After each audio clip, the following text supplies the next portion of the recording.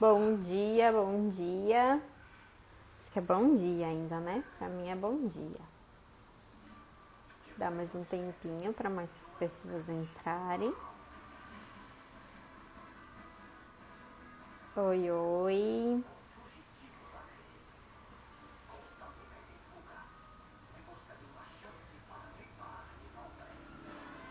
Quinta-feira já, nem acredito. Essa semana nem vimos passar, né? Piscou era domingo, agora já estamos quinta de novo.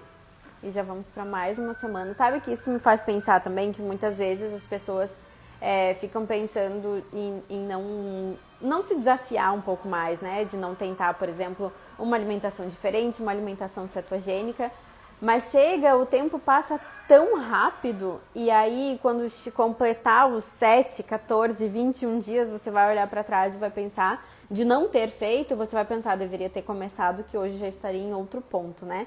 E sempre quando eu falo outro ponto, eu falo principalmente em relação à maturidade que a gente tem e como que a gente vê os alimentos. Eu bato muito nessa tecla no método com o grupo, de que a gente não deve ver como mais um dia que você venceu, mas sim de mais um dia que você se experimentou, qual foi a conclusão, como que você se sente, para parar e analisar todos esses outros aspectos e não pensar assim, venci mais um dia ou mais um dia, né, de ter conseguido seguir na alimentação. Enfim, é de a gente começar a ver a nutrição como um outro aspecto e não o lugar que hoje em dia ela tem tomado na nossa vida, que é uma alimentação muito mais para nutrir emoções, nutrir um sabor específico que você quer sentir, colocar a alimentação como uma forma de recompensa, de conforto, enfim, tudo isso. É muito interessante a gente começar a parar e conseguir se analisar nesse ponto, né? Hoje eu vou falar um pouquinho, que há muito tempo eu quero falar sobre esse assunto na aula inaugural, no encontro do método onde eu apresentei, eu falei sobre isso, bastante sobre isso, de onde começou essa história de que não se deve comer gordura, de que a gordura faz mal, de que toda essa vilanização, vamos colocar assim, e surgiu um rótulo de não coma gordura, né? Por que não comer gordura? O que a gordura vai fazer e tudo mais. Tem alguns aspectos que a gente pode olhar para isso.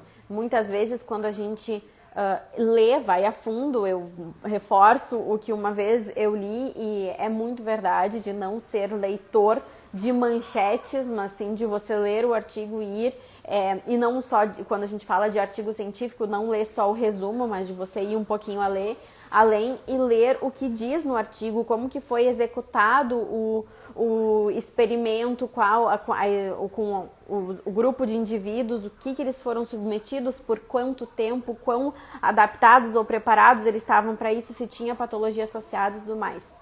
E por que eu digo isso? Porque sempre quando a gente vê um estudo que condena uma alimentação com gordura, até mesmo com carnes, muitos estudos que falam sobre gordura saturada ou, enfim, que trazem como um vilão.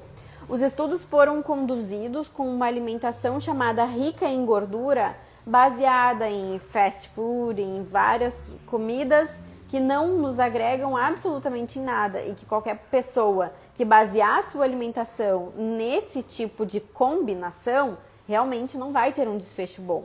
Acontece que a gente tem combinado uma alimentação rica em gordura e uma alimentação rica em carboidrato frequentemente, praticamente de forma rotineira, e ainda a fonte de gordura que nós temos por ser saudável, ou a gente não percebe que não é simplesmente você comer gordura, mas sim você priorizar a qualidade daquela gordura, qual é a origem dela, qual é a quantidade que você vai colocar, a gente entender que não existe essa questão de colocar à vontade e tudo mais.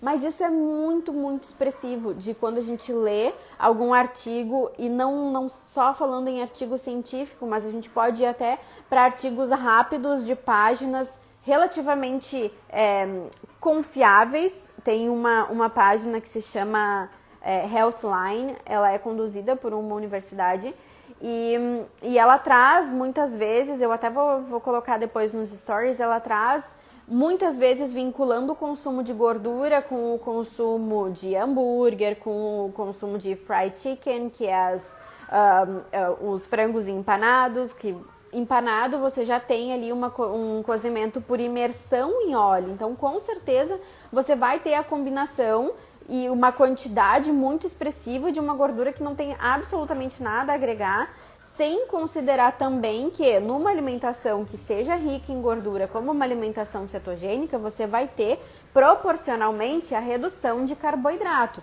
porque no momento que você mistura os dois combustíveis, você confunde o organismo e você acaba por não utilizar a gordura e manter utilizando o carboidrato como fonte de energia, a glicose, né? Então, é muito interessante a gente ver como isso tudo surgiu, e isso é muito mais antigo. A alimentação cetogênica, ela surgiu como uma medida terapêutica, que de fato se deu por...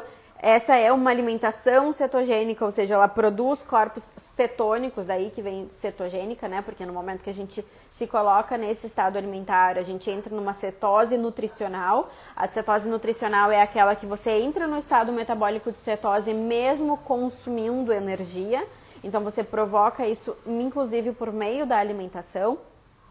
Mas ela surgiu a partir como medida terapêutica para tratamento de epilepsia refratária, aquela que não tinha resultado, não tinha melhora, inclusive antes não era só na refratária, era a epilepsia como um todo, para cura lá em 1920, quando os cientistas começaram a estudar, submeteram pessoas a um jejum extremamente prolongado de 8 dias, se eu não me engano. Hoje já nem se pode fazer isso com seres humanos, né, e se tornou muito caro também, enfim, tudo isso influenciou, e por isso que hoje em dia é muito difícil a gente ter estudos que realmente comprovem o que acontece na prática. Por quê? Porque a maioria dos estudos eles são conduzidos em ratos, e por mais que haja similaridade, não é a mesma coisa um estudo que você conduz em animais e um estudo que você conduz em seres humanos. Não estou entrando aqui em mérito de que isso é ruim, né, em relação ao que se submete os animaizinhos e tudo mais. Mas lá naquela época foi feito com indivíduos, então o resultado que se teve foi de provocar o estado metabólico de cetose mesmo consumindo alimentação. Aí depois, enfim, entrou todo o aspecto da indústria farmacêutica, em que foram produzindo remédios para tratamento de epilepsia, juntamente com essa condenação de gordura. Então, veja bem, lá em 1920 a gente tinha a dieta cetogênica como uma medida terapêutica, ou seja, como um tratamento para epilepsia. E aí lá em 1950, mais ou menos, é que surge o nome de Ancel Keys. Ele era um cientista na área de nutrição, e ele primeiro trouxe como querendo condenar o colesterol. Acontece que ele submeteu indivíduos também ao experimento alimentando eles com 3.000 miligramas de colesterol, e não houve nenhum impacto significativo nos níveis de colesterol no sangue.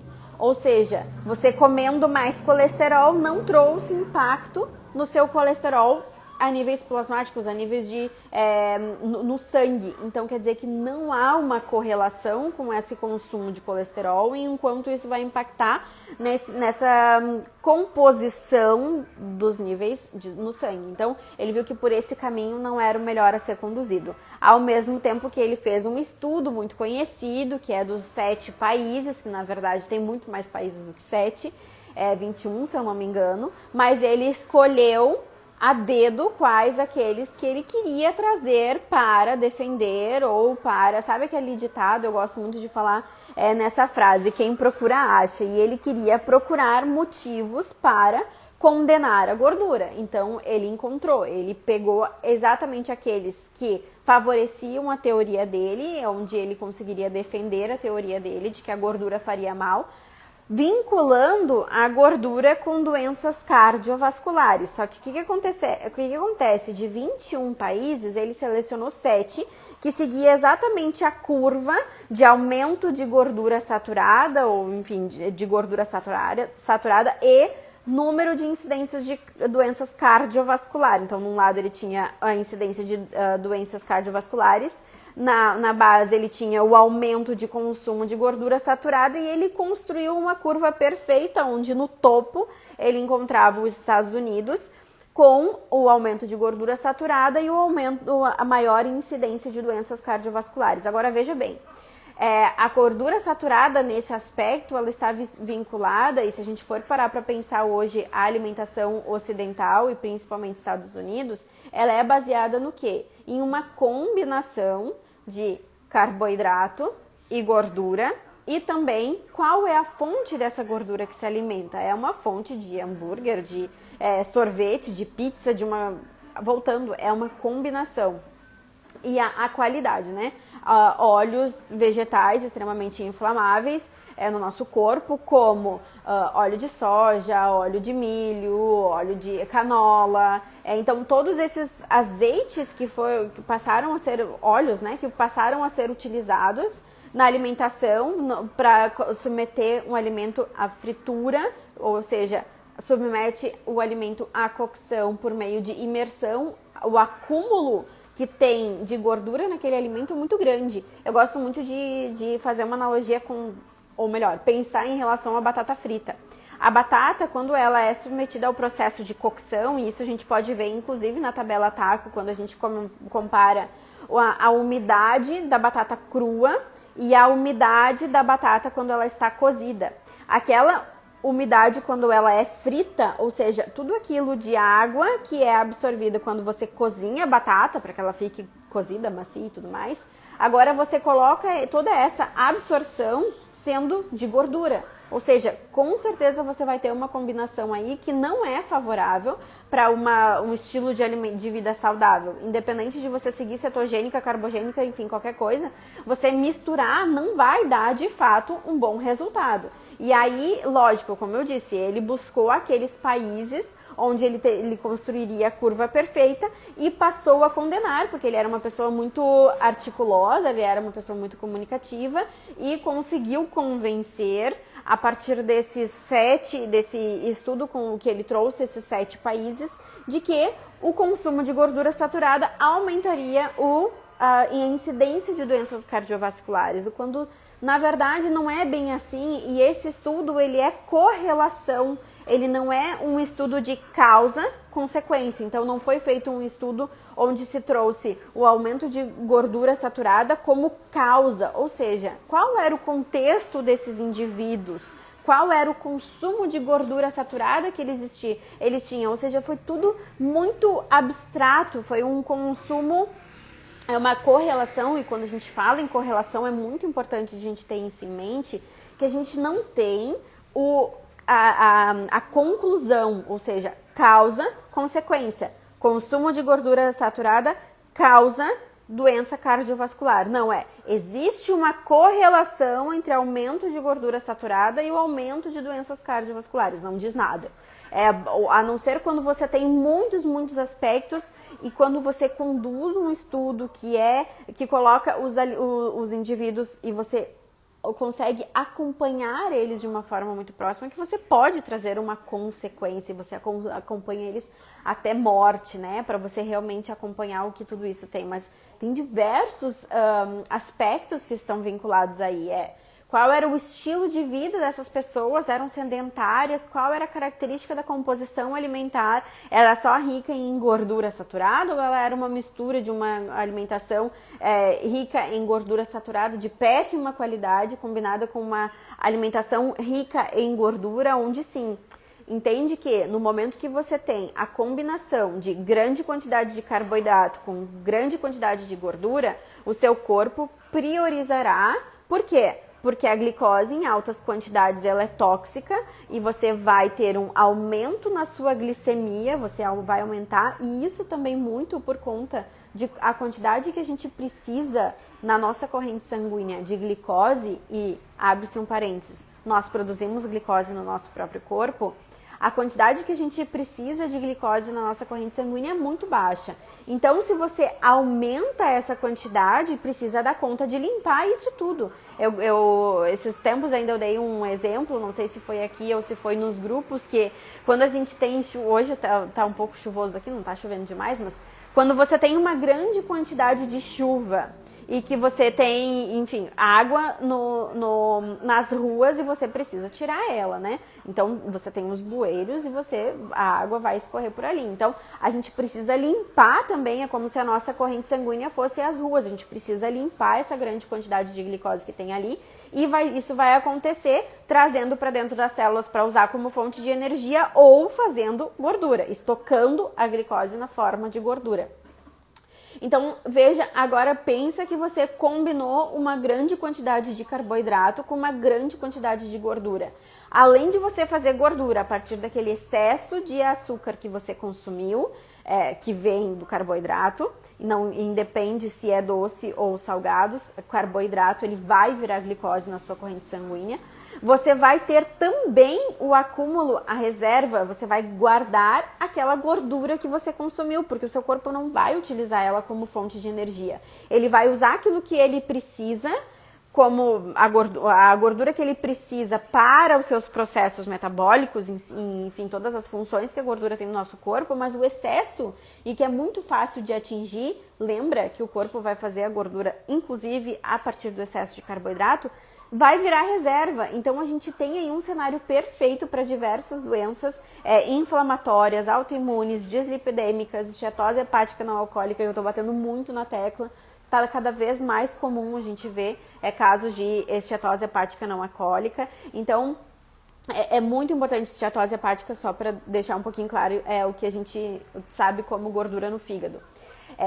A gente tem visto um cenário de condenação da gordura saturada que não está equilibrado com os números estatísticos, os dados estatísticos de doenças que a gente vê na população atual, ou seja, foi condenada a gordura, foi dito para que não se consumisse, se criou os alimentos light, onde você tira a parte de gordura, a parte gorda dos alimentos, a gordura dos alimentos, só que em compensação você inclui alguma coisa. No momento que você inclui alguma coisa, isso tende a ser fontes de carboidrato.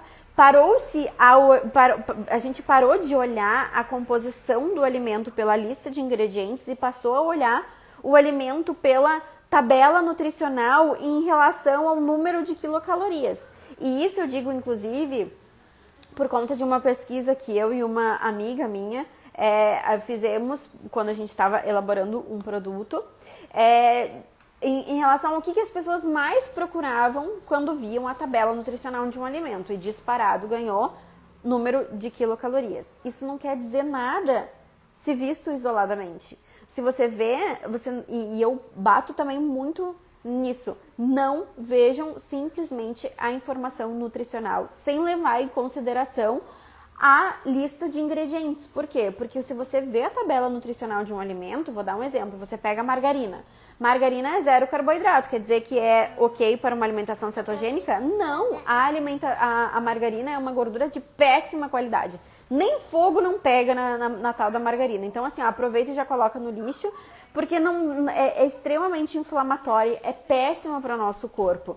Então, não quer dizer simplesmente você ver a informação nutricional, o que tem ali de quantidade de carboidrato, de quantidade de quilocalorias. Você precisa, sim, ver num aspecto mais amplo de qual é a composição daquele alimento.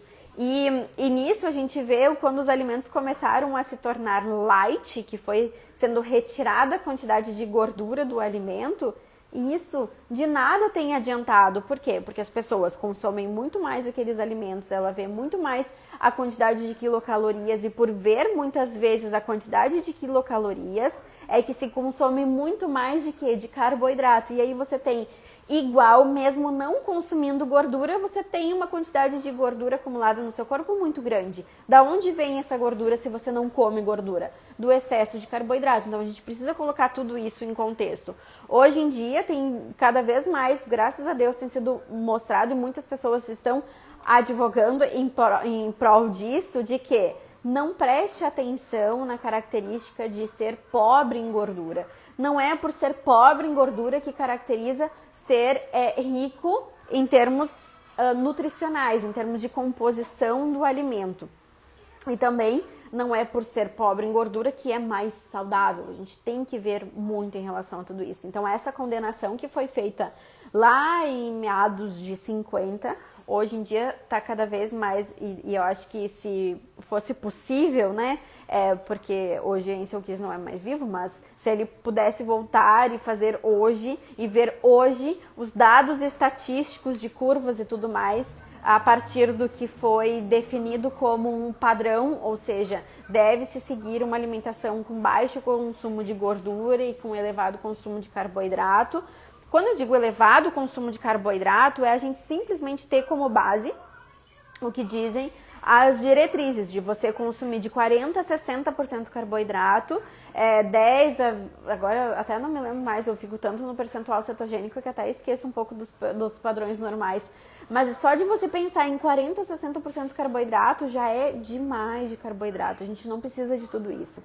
Mesmo antes de 1920, quando foi conhecida uma alimentação cetogênica para tratamento de epilepsia, mesmo antes disso, seguindo uma alimentação mais natural, paleolítica ou com base em comida de verdade, a gente não tinha esse tanto de percentual de carboidrato. Ficava ali entre 30% de carboidrato, 40%, no máximo 40% de carboidrato, visto que a fonte desses carboidratos não eram a fonte de produtos que hoje a gente tem tão recorrente na alimentação como um todo, né? Se a gente vai ver, muitas vezes quando eu peço para as pessoas, quando a gente vai começar um acompanhamento ou consultoria, preencherem o formulário e me descrever um dia inteiro de alimentação, eu vejo como fazendo parte de um dia de alimentação produtos, ou seja, pão, macarrão, biscoito, pastel, sei lá, alimentos que você compra pronto, ou seja, deixou de fazer parte. A gente está indo muito contra o inimigo errado. O nosso inimigo não é a comida de verdade, ou seja, não é o carboidrato que está na cenoura, o carboidrato que está na fruta, ainda que a fruta tenha trocado muito a sua composição ao longo do tempo por várias hibridizações e facilitar a produção, o ganho em massa e não na qualidade, né? Mas assim, a gente está indo contra o inimigo errado. A gente não quer condenar a comida de verdade por ter carboidrato, mas sim a grande quantidade de carboidrato que foi preconizada como sendo saudável. É só você ter em mente a pirâmide alimentar, ou seja, o que é a base da pirâmide alimentar? Carboidrato, não é nem fontes de vegetais específicos, né? A base da pirâmide alimentar hoje está com grãos, cereais, e inclusive pães e tudo mais. Então a gente precisa rever um pouquinho o que está trazendo de tantos impactos, de dados estatísticos que vem mostrando de doenças e tudo mais, qual é o caminho que a gente está percorrendo nessa vilanização da gordura e priorização de consumo de carboidrato. Tudo isso a gente precisa muito, muito, muito ter atenção.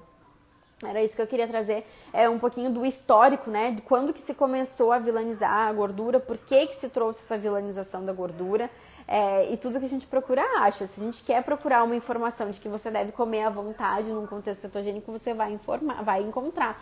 Não necessariamente isso vai trazer os resultados que você procura e nem vai te fazer bem. Então tudo isso a gente tem que ter em mente, o que a gente quer encontrar. Foi assim que o Ansel Keys encontrou a informação de que não deveria comer gordura saturada porque ela aumentava a incidência de doenças cardiovasculares, ao mesmo tempo que tem muito, muito mais por detrás desse estudo que ele conduziu do que simplesmente aquela curva extremamente favorável que ele trouxe para defender como que deveria se reduzir o consumo de gordura saturada. Inclusive depois no mesmo período, teve um outro estudo que mostrou que a incidência e lembra, né? Correlação não significa causa. Na mesma época veio um outro estudo que mostrou que a incidência de mortes por diversas causas de saúde, de deficiência de saúde, estava muito mais vinculado ao consumo de carboidrato do que o consumo de gordura. Eu vou colocar depois uns prints para vocês acompanharem um pouquinho. Eu apresentei tudo isso na aula de apresentação do método, mas só para vocês entenderem, porque é realmente muito importante a gente ter um pouquinho como entendimento. Não come gordura. Por quê? Sabe? Então a gente começar a se perguntar alguns porquês. Aqui em casa com o Arthur eu tenho que limitar os porquês, porque são tantos porquês que a gente não dá conta, né? Mas às vezes a gente também tem que fazer um pouquinho trazer essa pergunta dos porquês que a gente vilaniza ou não consome determinados alimentos para ver se realmente tem fundamento. Um beijo pra vocês, ótima quinta-feira e a gente se vê na live da semana que vem. Beijos!